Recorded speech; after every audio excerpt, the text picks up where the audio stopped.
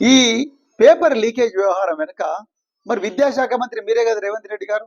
మరి దీని మీద పూర్తి స్థాయి విచారణకు ఆదేశించి దీని వెనుక ఎవరున్నారు, ఆ వేముల వీరేశం గారి మనుషులు ఉన్నారా లేకపోతే ఎవరు మనుషులు ఉన్నారా అనేది క్లియర్ గా మీరు మరి పూర్తి స్థాయి విచారణకు ఆదేశించి వాళ్ళ మీద కేసులు పెట్టి దీని లోతుల్లోకి పోవాలి కదా. అది చేయకుండా మీరు ఏమీ సంబంధం లేని ప్రజల ప్రయోజనాలను రక్షించడం కోసం పోరాడుతున్న కేటీఆర్ గారి మీద కేసులు పెట్టారు. కేటీఆర్ గారికి ఎట్లా తెలుస్తుందండి వారి కులం? లేకపోతే ఆ దిలీప్ కొనతంకి ఎట్లా తెలుస్తుంది వాళ్ళ కులం? లేకపోతే ఆ మన్నె క్రిషాంక్, డాక్టర్ మన్నె క్రిషాంక్ వాళ్ళ కులం ఎట్లా తెలుస్తుంది? ఒకవేళ తెలిసినా కూడా వాళ్ళని కులం పేరుతో ఏమన్నా దూషించిండు ఆయన?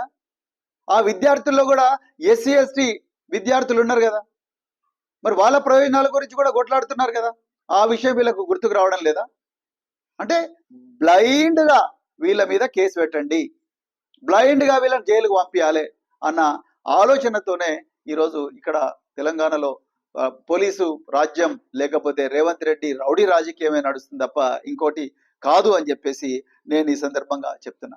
ఇలా మరి కేటీఆర్ గారు చేసిన తప్పేంది? అసెంబ్లీ వేదికగా ఈరోజు తెలంగాణ ప్రభుత్వం కమిషన్ల సర్కారు నడిపిస్తా ఉన్నదని అడగడం తప్ప, లగచర్ల రైతుల గురించి పోరాడడం తప్ప, లేకపోతే ఎస్సీ విద్యార్థులకు స్టడీ సర్కిల్స్ లో అన్యాయం జరుగుతున్న విషయాన్ని గురించి మాట్లాడడం తప్ప, గురుకులాల్లో ఇప్పటి వరకు ఎస్సీ గురుకులాలు ఎస్టీ గురుకులాల్లో 84 మంది విద్యార్థులు చనిపోయినారు. వాళ్ళ ప్రాణాలను కాపాడడం కోసం మాట్లాడడం తప్ప,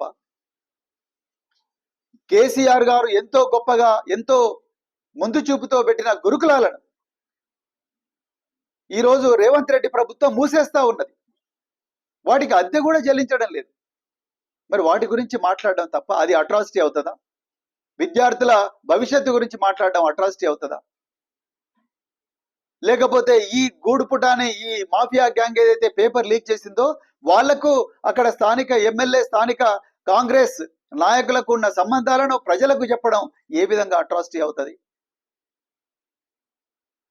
ఒక్కసారి తెలంగాణ ప్రజలు ఆలోచించాలి. ఇక నిజంగా ఎవరి మీద ఎస్సీ ఎస్టీ కేసులు పెట్టాలి, అది దాని మీద కొంత చర్చ జరగాలి. తెలంగాణలో ఎవరి మీద ఎస్సీ ఎస్టీ కేసులు పెట్టాలి?